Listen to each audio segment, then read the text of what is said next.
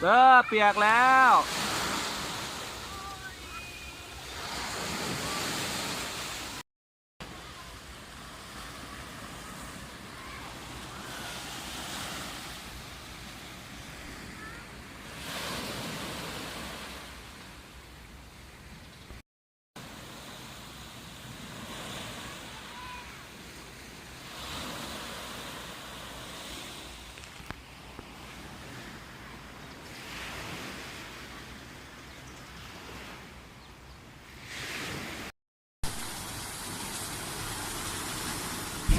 แล้วก็หนูแล้วก็ใส่ปลาเลยมีเกาะด้วย อ้าวไปไหนมาว้าวเลยนอนติดทะเลด้วยครับ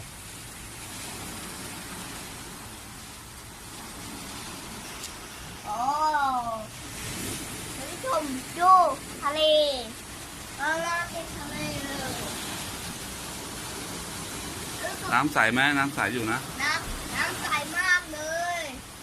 แต่เมื่อวานน้ำดำอ่ะ เมื่อวานน้ำดำอ่ะแ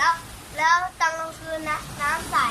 แล้วพอตื่นเช้ามาน้ำก็ใสอยู่ครับ อืม แต่นั้นจะตันอยู่ก็แต่นั้นยังตันอยู่ ดำเหรอ ตันอยู่ ไม่ดำนี่ถือว่าใสแล้ว เมื่อวานน่ะดำกว่านี้อีก ใช่ครับพอโซเล่นนัดเลยโคตรสวยอ่ะแต่เรายังมี